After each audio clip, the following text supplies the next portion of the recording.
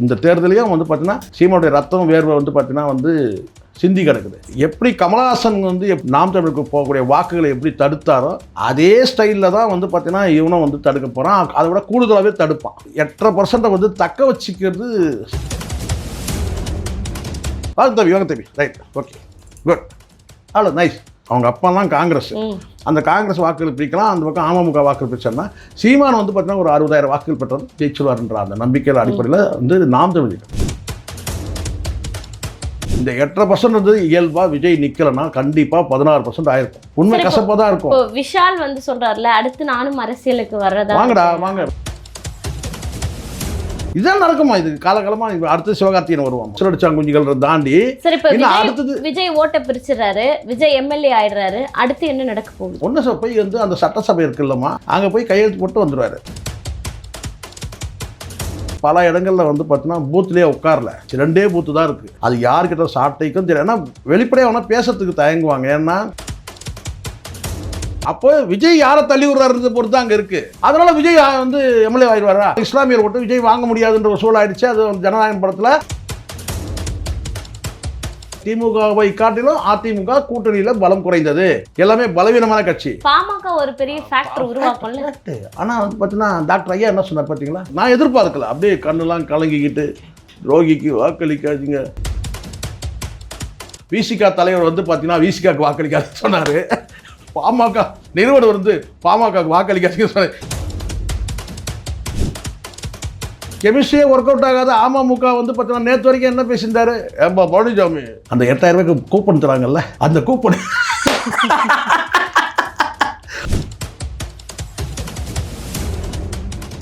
கலங்கரை சொந்தங்களுக்கு அன்பு வணக்கம். இன்று நம்மோடு நேர்காணலில் இணைந்திருப்பவர் சேகுவரா ஜெய்சங்கர் அவர்கள். வணக்கம் சார். வணக்கம். வணக்கம். நலமா இருக்கீங்களா? நலமா இருக்குமா சார். எனக்கு என்ன கேள்வினா, இவ்வளோ எதிர்ப்பலைகள் இருக்கு ஆட்சியில.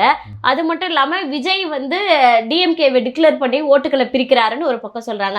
ஆனாலும் டிஎம்கே தான் ஜெயிப்பாங்கன்னு சொல்லி இல்ல காரணம் என்ன நல்லா புரிஞ்சுங்கம்மா. இங்கதான் கரெக்டான கேள்வி கேட்டீங்க. பிரேமலதா அவங்களுடைய ஸ்டேட்மெண்ட் படியே நீங்க எடுத்துங்க. அவங்கள வந்து பாத்தீங்கன்னா நம்ம வந்து பாயிண்ட் அவுட் பண்ணிக்கலாங்க. ஏன்னா அந்த மாதிரி சொல்லிட்டாங்க.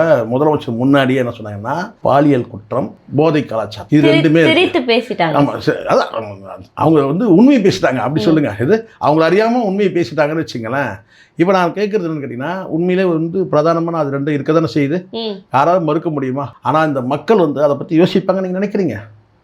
மக்கள் அதை பற்றிலாம் யோசிக்கவே இல்லை. என்ன யோசிச்சாங்க? அந்த 8,000 ரூபாய்க்கு கூப்பன் தராங்கல்ல, அந்த கூப்பன் அந்த கூப்பன் எப்போ வரும்? இது அந்த கூப்பன் எப்போ வரும்? என்ன பொருள் வாங்கலாம்? அதுதான் இப்போ புரிஞ்சிச்சுங்களா? இந்த இலவச திட்டங்கள் அது எல்லாத்தையும் மறக்கடிச்சிச்சு. சார் அப்ப அவர் 10,000 தரேன்னாரு. அதுதான் நான் சொல்றேன். இங்க பாருங்க, இங்க நல்லா புரிஞ்சுக்கணும். இந்த இடத்துல ஒரு கட்சிக்கு ஒரு பலம் இருக்குமா. நான் ஏற்கனவே உங்களுக்கு இங்கே தான் நான் சொல்லியிருக்கிறேன்னு நினைக்கிறேன். திமுகவுக்கு ஆட்சி அதிகாரத்தில் இருக்கிறது ஒரு பலம், பணபலம் 2வது.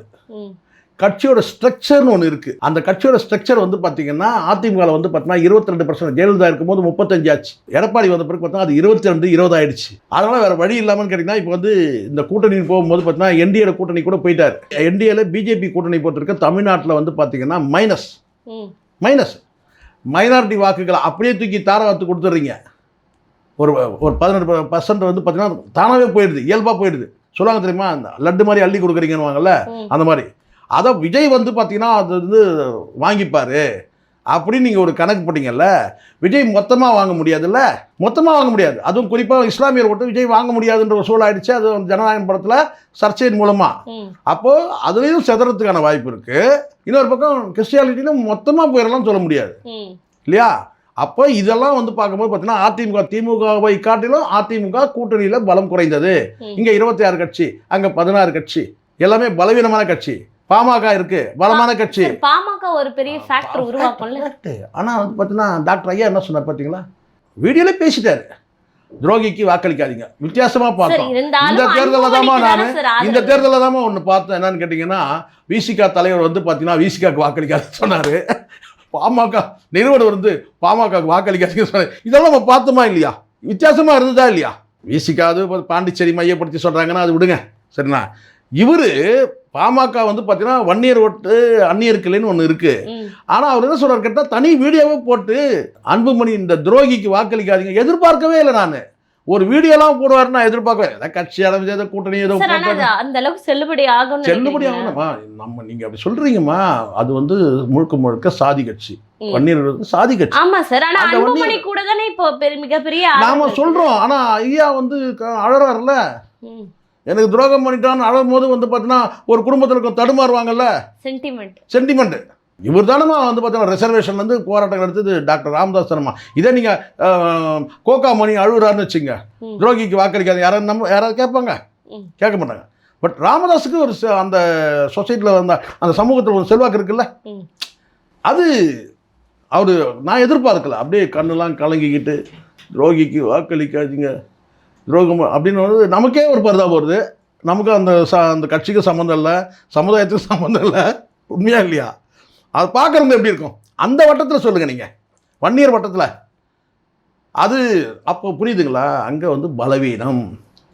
பிஜேபி ஒரு பலவீனம், பாமக ஒரு பலவீனம், அதிமுகவே பலவீனம். கெமிஸ்ட்ரியே ஒர்க் அவுட் ஆகாத அமமுக வந்து பார்த்தீங்கன்னா நேற்று வரைக்கும் என்ன பேசியிருந்தாரு, ஏம்பா பழனிசாமி அப்படின்னு.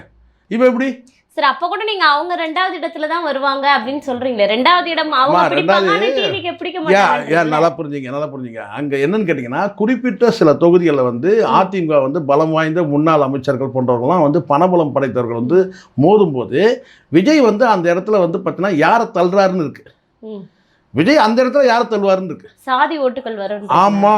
இப்போ சிவி சண்முகம் எடுத்துங்கம்மா, அவர் அங்க ஸ்ட்ரகிள் பண்ணுவாரு, ஜெயிக்கணும்னு சொல்லிட்டு அங்க அவர் தான் ஸ்ட்ராங்கா இருப்பாரு.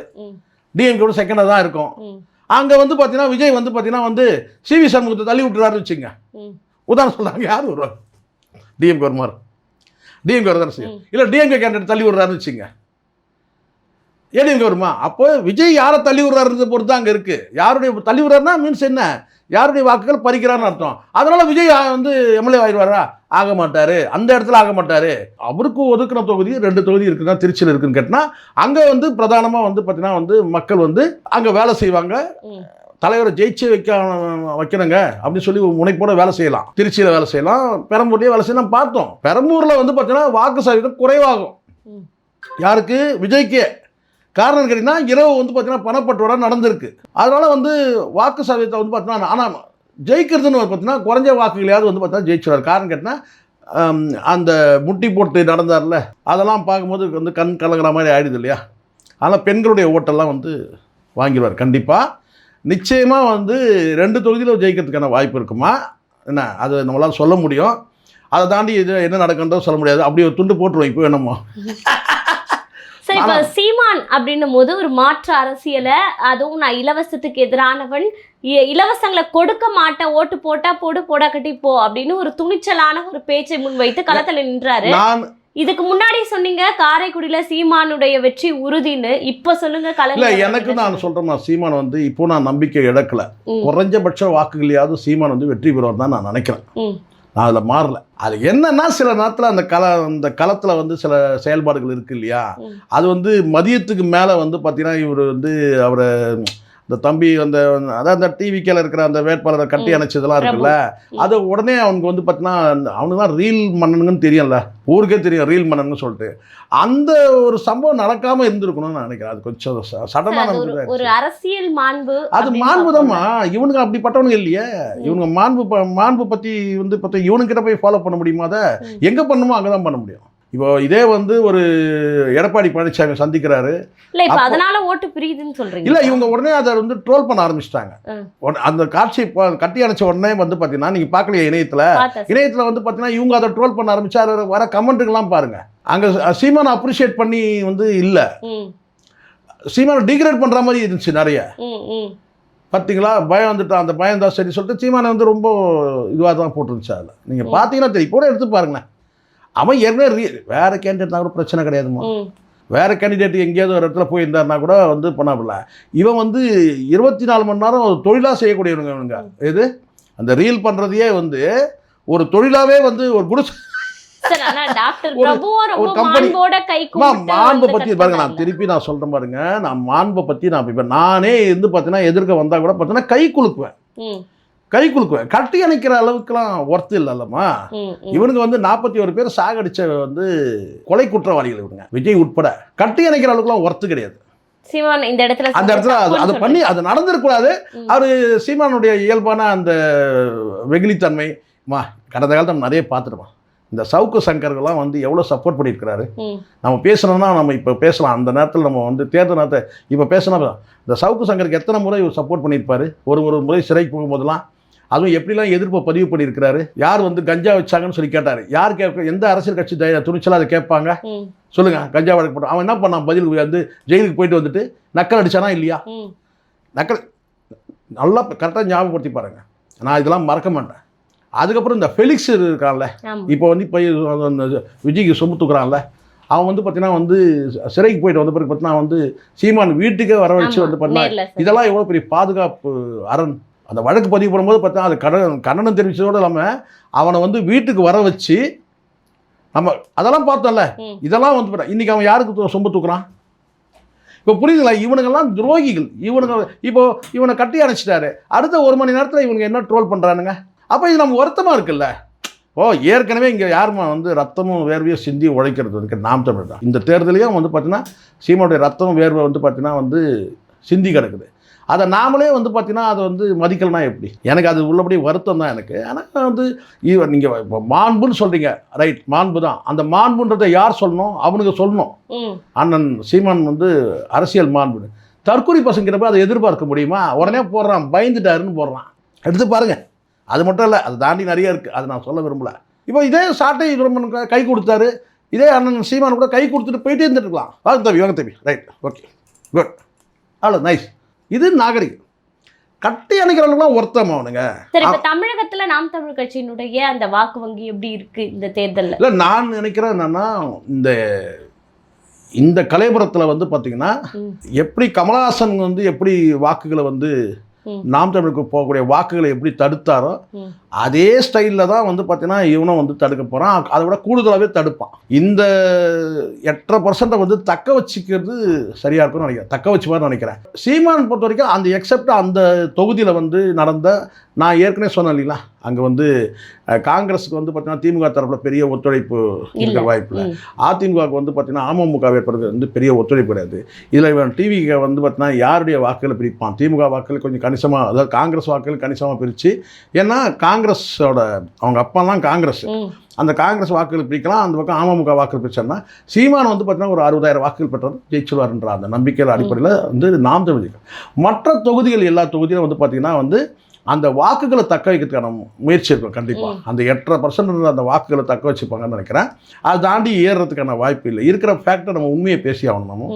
நம்ம வந்து யாருடைய வந்து மனசு குளிரணுன்றதுக்காக நம்ம பேச முடியாது. பட் இருக்கிற ஃபேக்ட், ஏன்னா உலகம் முழுதும் பார்க்கக்கூடிய, இப்போ சீமானை தவிர எம்எல்ஏ ஆவதற்கு வாய்ப்புகள் குறைவுன்னு சொல்லுவாங்க. ஆமாம், மற்ற சீமானை தவிர மற்றவர்கள் யாரும் எம்எல்ஏ வந்து ஆக முடியாது. ஆனால் அந்த வாக்கு சதவீதம்ன்றது தான் ரொம்ப முக்கியம். அதை வந்து குறைஞ்சிருச்சுன்னா நமக்கு மறுபடியும் நம்ம வந்து ஸ்ட்ரகிள் பண்ணணும். மறுபடியும் போராட்ட காலத்தில் வந்து மீண்டும் நம்ம வந்து பயணிக்கணும்ல. இந்த 8% வந்து இயல்பாக விஜய் நிற்கலைன்னா கண்டிப்பாக 16% ஆயிருக்கும். இப்போ நான் ஏற்கனவே சொன்னதான் பதிவு பண்ணுறேன். இந்த ஒவ்வொரு முறையும் நடிகர்கள் வந்து நாசமாக்குறது, யாரை நாசமாக்குறாங்கன்னு நாம் தமிழ் கட்சியை தான் வந்து இவங்க வளர்ச்சியை தான் நாசமாக்குறானுங்க. இது வெளிப்படையே சில பேர் சொல்ல தயங்குறாங்க, நான் ஓப்பனாக சொல்கிறேன். இங்கே வந்து நான் சீமான் மனசு குளிரணுன்றதுக்காக அல்லது நாம் தமிழ் தம்பிகளுடைய மனசு குளிரணுன்றதுக்காக நான் பேச முடியாது.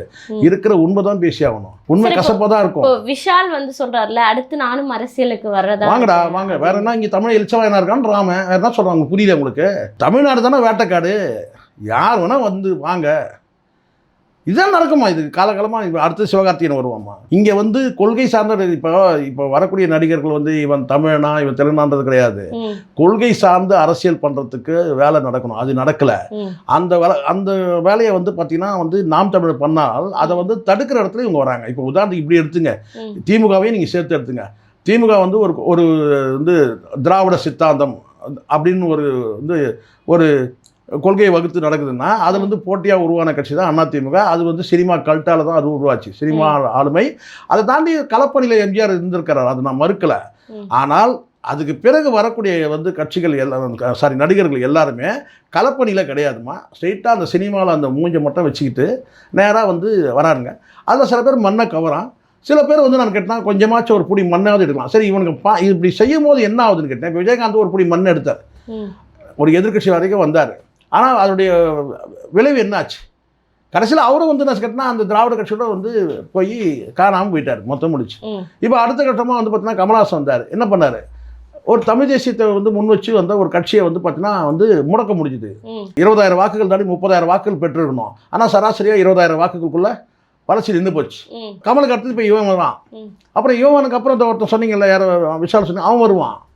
அதுக்கப்புறம் வந்து சிவகார்த்திகேயன் வருவான். இப்படி எல்லாரும் வரும்போது என்ன நடக்கும்னு கேட்டிங்கன்னா, கல அரசியலில் யாருமே ஈடுபடாமல் வெறும் சினிமா பிம்பம் மட்டுமே வச்சுக்கிட்டு வந்து நம்மளை ஆளணும்னு ஆசை. பாருங்க, இப்போ இந்த இவனே பாருங்க, குழந்தைங்க வரைக்கும் போயிட்டானுங்க. பெண்கள் ஆண்கள் தாண்டி, விடலை பிள்ளைகள் வந்து தாண்டி, விசிலடிச்சாங்குஞ்சிகள் தாண்டி. அடுத்தது விஜய் ஓட்ட பிரிச்சுறாரு, விஜய் எம்எல்ஏ ஆயிடுறாரு. அடுத்து என்ன நடக்க போகுது? யார் சொல்லு? விஜய் எம்எல்ஏ ஆவாருமா? ஒன்று போய் வந்து அந்த சட்டசபை இருக்குல்லம்மா, அங்கே வெளியில் வந்து அட்டண்டன்ஸ் வைப்பாங்க. அது அங்கே போய் கையெழுத்து போட்டு வந்துடுவார். சட்டசபைக்கு உள்ளெல்லாம் போக மாட்டார், வெளியே கையெழுத்து போட்டு வந்துடுவார். உடனே நம்ம இந்த ஊடகங்கள்லாம் கூவ ஆரம்பிச்சுடுவானுங்க. என்னென்னு கேட்டிங்கன்னா, விஜய் வந்து சற்று முன் வீட்டிலிருந்து கிளம்பினார், பனையூர் வீட்டிலிருந்து வெளியே வந்த விஜய் சட்டசபைக்கு செல்கிறார், சட்டசபை மண்ணில் கால் பதித்தார், இது வருகை பதிவேட்டில் கையை வைத்தார், பேனாவை திருவினார், கையெழுத்திட்டார். இப்படி ஒரு பில்டப் நடக்கும். நீங்கள் வேணால் பாருங்கள், நான் சொல்கிறது நடக்குதா இல்லையான்னு பாருங்கள். அன்றைக்கி மறுபடியும் நம்ம உட்காந்து பேசுவோம். இதெல்லாம் இப்படி ஒரு பில்டப் ஓடும். இந்த பில்டப்லேயே போயிட்டுருக்கோம். சட்டசபைக்கு போகிறாரா இல்லையா, அது ஒரு டிஸ்கஷனில் ஓடும் சார். ஆனால் ஒரு மிகப்பெரிய எழுச்சி வந்து தானாக தமிழ் தேசிய அரசியலில் உருவாகச்சுல்ல சார். சமூக வலைத்தளங்கள்ல தானாக மக்களை புரட்சி செய்யணும்னு தான் ஒரு தமிழ் தேசியவாதி அப்படின்னு அடையாளப்படுத்தினாங்க. இந்த முறை கூட வந்து பார்த்தீங்கன்னா தேர்தல் நேரத்தில் டிவிக்கு எப்படி வந்து நான் ஓட்டு போட்டேன்னு அடையாளப்படுத்திக்கிட்டாங்களோ, அதே போல நாம் தமிழர் கட்சியை சேர்ந்த கட்சி சாராத பொதுமக்கள் அடையாளப்படுத்தி கொண்டாங்கல்ல. அப்ப இங்க மட்டும் எழுச்சி வருதுன்னு சொல்லக்கூடிய எல்லாருமே ஏன் இங்க எழுச்சி வரலன்னு சொல்றீங்க? அது காரணம் என்ன, நல்லா புரிஞ்சுங்க. டிவிக்கே பொறுத்த வரைக்கும் அதுதான் அடையாளம்ன்றது. இந்த அடையாள அரசியல் வந்து கொள்கை அடையாளம். இங்க வந்து பார்த்தீங்கன்னா வெறும் சினிமா ஆளுமை அடையாளம். இப்போ வாக்களித்த பெண்கிட்ட போய் யாராவது ஒரு பெண்கிட்டயோ ஒரு ஆண்கிட்டயோ நீங்கள் போய் கேளுங்களேன், எதுக்கு இந்த வாக்களிச்சிங்கன்னு சொல்லிட்டு இங்கே நாம் தமிழையும் கேளுங்க, அங்கேயும் கேளுங்க. எனக்கு வந்து சீமானை வந்து ரொம்ப பிடிச்சிருந்துச்சு அதனால் வாக்களிச்சுன்னு சொல்ல மாட்டாங்க. சீமான் கருத்தை பிடிச்சிருந்துச்சுன்னு சொல்லுவாங்க. சீமான் பேச்சு பிடிச்சிருக்கு. கொள்கை, பேச்சு தான் கொள்கை, கருத்து தான் கொள்கை. ஆனால் இங்கே என்ன சொல்கிறாங்கன்னு பாருங்கள். அவர் விஜய் அந்த படத்தில் சூப்பராக நடிப்பார், டான்ஸ் ஆடுவார். விஜய் டான்ஸ் எனக்கு ரொம்ப பிடிக்கும். விஜய் வந்து விஜய் படத்தில் இருக்க பாட்டுலாம் எனக்கு ரொம்ப பிடிக்கும். அந்த படத்தில் எனக்கு ரொம்ப கிளைமேக்ஸ் ரொம்ப நல்லா பிடிக்கும். லவ் டுடே படத்தில் சூப்பராக நடிப்பார். இது எப்படி இருக்குது? இப்போ புரியுதுங்களா? இதான் டிஃப்ரென்ஸ். அங்கே கருத்து தான், கொள்கை தான் ஹீரோ. இங்கே என்ன, கல்ட்டு தான் ஹீரோ. சினிமா ஆளுமை, சினிமா பிம்பம், அவ்வளோதான். சரி, இப்போ என்ன இடத்துல தமிழ் தேசிய இந்த அரசியலை எடுத்து சென்ற நாம் தமிழர் கட்சி சறுக்குச்சுன்னு நீங்கள் நினைக்கிறீங்க? இல்லை, நான் சறுக்குச்சுன்னு நான் சொல்ல மாட்டேம்மா, வெரி சாரி, சறுக்குச்சுன்னு சொல்ல மாட்டேன். இந்த இடத்துல வந்து பார்த்தீங்கன்னா ஸ்டாக் ஆகி நிற்குதுன்னு தான். தடையாயிட்டு இந்த சினிமா ஆளுமைகள் வரும்போது பார்த்தீங்கன்னா அங்கே அரசியல் படுத்தாத ஒரு கூட்டம் இருக்குல்ல. இப்போ வந்து விஜயே வரல, இந்த இளம் வாக்காளர்கள் இருக்காங்கன்னு வச்சுங்க, அவங்கெல்லாம் அரசியல் படுத்தியிருப்பாரு சீமான். அது நடந்திருக்கும், இயல்பாகவே நடந்திருக்கும். இப்போ உதாரணத்துக்கு இப்போ இளம் தலைமுறைக்கு வந்து பார்த்தீங்கன்னா திமுக வாக்களிக்க விருப்பம் கிடையாது, அதிமுக வாக்களிக்க விருப்பம் கிடையாது, மாற்று அரசியல் வேணும்னு நினைக்கிறாங்க. அந்த இளம் தலைமுறை வந்து பார்த்தீங்கன்னா வந்து சீமான் வந்து தன்னுடைய கருத்தால் வந்து பார்த்தீங்கன்னா வந்து தன்வயப்படுத்தியிருப்பார், தன் கட்சியின் வயப்படுத்தியிருப்பார். அது நடக்கலை. காரணம் கேட்டிங்கன்னா இங்கே சினிமா ஆளுமை பின்னாடி ஓடிட்டான். இது அவனை கட்டவே முடியல. அவன் இந்த பக்கம் வந்து அப்படி கூட்டத்தில் ஒரு நாள் வந்து உட்காந்துருந்தானா சீமான் பேசும்போது முடிஞ்சிருச்சு. அன்றைக்கே அவன் வந்து மாறி இருப்பான், கருத்தியல் அரசியலுக்கு அவனை கொண்டு வந்திருக்கலாம். ஆனால் இங்கே என்ன செய்கிறான் வந்து பார்த்தீங்கன்னா வந்து இந்த கூட்டத்துக்கு போயிட்டான். இனிமேல் அவனை எப்படி திருப்பி மறுபடியும் கொண்டு வர்றது? இதே வந்து பார்த்தா இதே தான் கமலஹாசன் விஷயத்தில் நடந்துச்சு. அவர் மாற்று அரசியல் தராரு, நேராக வந்து என்ன செய்யணும், அங்கே போயிட்டான்.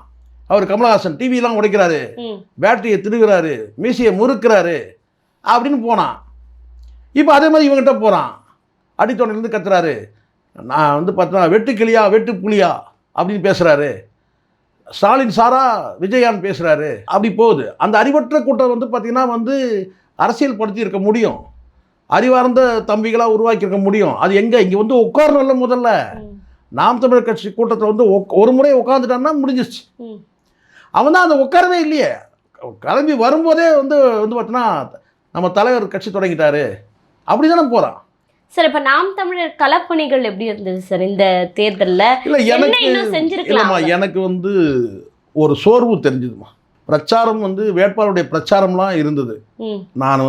நான் சென்னையில் மட்டுமே நான் சொல்ல, ஒரு 3 டிஸ்ட்ரிக்டில் வந்து என்னுடைய நண்பர்கள் தம்பிகளாக இருக்கிறாங்க. அது திருவள்ளூராக இருக்கட்டும், அரக்கோணம், ராணிப்பேட்டை, வேலூர், இந்த சைடில் இந்த பக்கம் கடலூர், இதுங்களாம்.